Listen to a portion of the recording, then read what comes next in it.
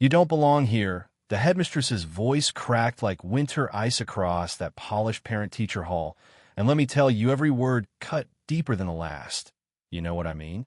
Jack Thompson stood there, in his faded mall security uniform, boots scuffed, hands like sandpaper at his sides, feeling the judgment in every sideways glance, every whisper behind a manicured hand. And God, if it weren't for a Maeve, it weren't for a big I'd have bolted right then.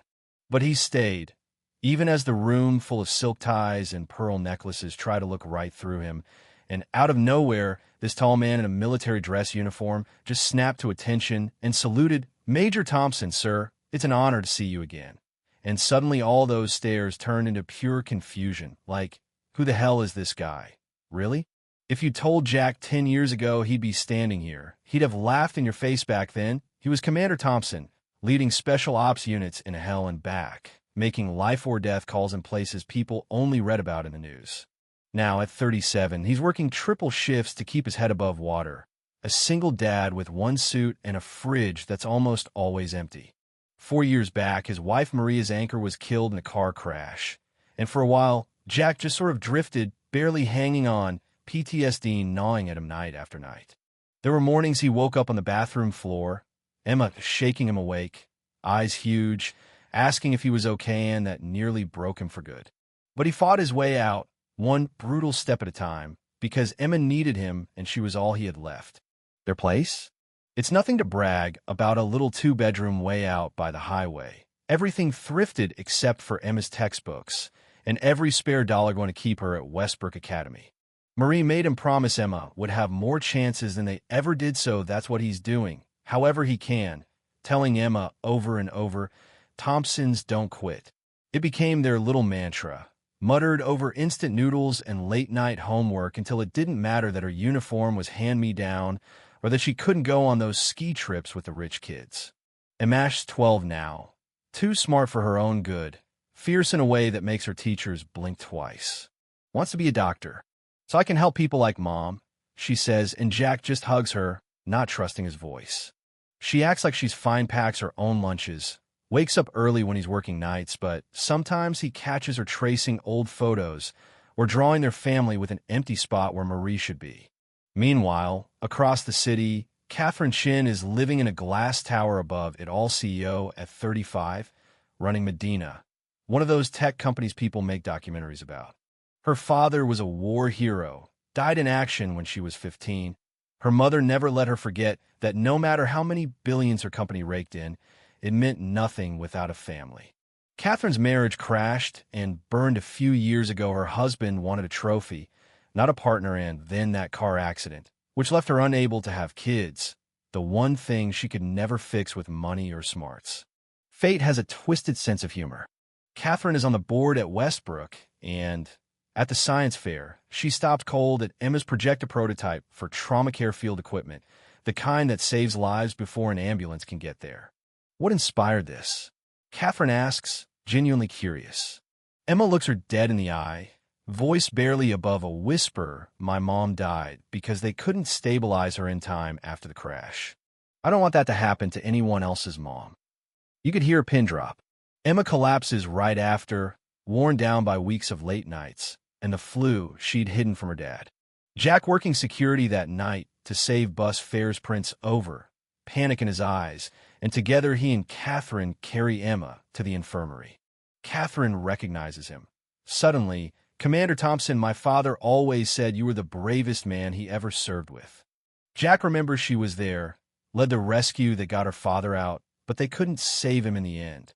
Emma recovers, and Catherine can't get this family out of her head. She sets up a mentorship at her company, picks Emma as the first participant. Jack is where he's been burned before, hates feeling like a charity case, but Emma's face lights up, and he can't say no. So Catherine keeps reaching out, sending books, stopping to chat in the parking lot, giving Emma rides when Jack works dawn shifts. And somewhere in all that, Catherine starts feeling less like an outsider and more like, well, something Jack isn't ready to name. One Saturday, Catherine calls Jack and a panic of pipes burst in her office. She can't find a plumber. Monday's a big day. Jack fixes it in 2 hours, won't take a dime, so Catherine makes dinner instead. That night, Emma and Catherine cook dumplings, laughter and flour everywhere. And for a few hours, it's like they're a real family again, like the world outside doesn't exist. But life doesn't let up. Emma gets sick again. Jack's car is in the shop, and in desperation, he calls Catherine. She's there in 20 minutes, waits at the ER all night, her hand finding Jack's under the harsh lights. In those quiet hours, something shifts. Jack talks about his failures, about the weight of being both mom and dad, and Catherine opens up about the emptiness that success can't fill. When Emma is better, Catherine arranges for her scholarship to quietly cover everything, tells Jack it's on Marie, doesn't believe her, but lets it go for Emma's sake. Time passes. Emma starts calling Catherine Mrs. Cat, shares secrets with her she won't even tell Jack. On Christmas, Jack gives Catherine a hand-carved box for her father's broken watch. She cries, and for once, it's not from loneliness. But nothing gold can stay. Jack finds an email. Catherine's paid Emma's tuition, bought a condo near the school, put it in his name. He explodes pride, pain, all of it boiling over. We're not your project. You can't buy your way in. Catherine tries to explain, but he shuts her out, tells her to leave them alone. Emma withers without Mrs. Cat. Jack picks up extra shifts, stumbles through exhaustion, but refuses every offer of help. Catherine sends one last message, apology and love mixed together, but Jack deletes it, thinking that'll make it hurt less. Then out of nowhere, Jack is served custody papers. Emma's grandmother, Sarah, is suing for custody, says Jack's never home. PTSD makes him unfit, and Richard, Catherine's ex, is her lawyer, looking to score points. Emma is taken away, left crying for her dad, and Jack's back at rock bottom, fighting like hell just to hold on. The story hits the local news. War hero too poor to raise his kid. Jack digs in, documents everything, gets a legal aid lawyer named Monica, who's tougher than a junkyard dog. The day of the hearing, Jack sits in the suit he wore to Marie's funeral, heart pounding. Richard's side brings up everything: Jack's long hours, Emma's tiredness, their tiny apartment. But when Jack gets his turn, he just tells the truth. Not perfect, but Emma is his world. The judge asks Emma who she wants to live with, but before she can answer, the courtroom doors burst open. Catherine walks in with General Williams and half Jack's old unit behind her. Catherine testifies, not here out of pity, but to repay a debt. General Williams tells the court how Jack risked his life for others, how he's the kind of man anyone would trust with their child. Catherine drops a bomb. Richard only took the case out of revenge for a failed business deal. She's got the emails to prove it. Emma finally gets to speak. I don't want to live in a big house if my dad isn't there. The judge sides with Jack. Emma goes home that day, and Sarah, finally seeing the truth, apologizes and hugs Jack, pulling Catherine into their little circle as well. Outside, under a sky that looks like maybe, just maybe, tomorrow will be better, Jack asks Catherine why she fought for him. Because some people matter more than pride, she says, her smile soft but sad. No promises, no fairy tale ending, just the possibility of something real, earned the hard way. Life inches back to normal. Sarah visits often, healing old wounds.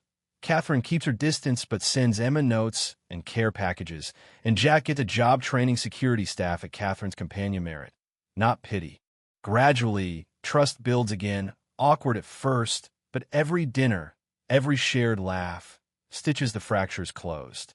At Thanksgiving, Sarah invites Catherine, and suddenly, the circle is bigger, warmer.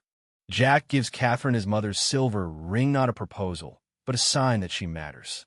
On a trip to Blue Ridge Lake, Emma asks, "Are we a family yet?" Jack just squeezes her hand and says, "Family's something you feel, not something you announce."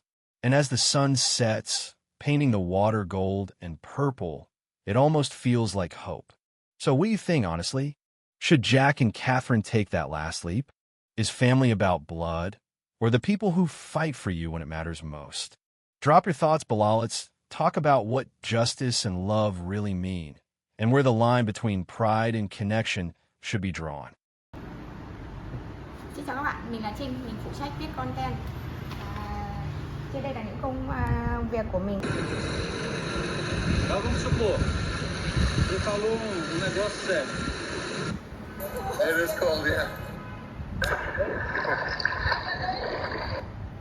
Next one? Alright. Thank you, man. Hey, if you guys have any trouble, let somebody know. Please. After the tree to hold on to. Yeah, they're- Use the fence.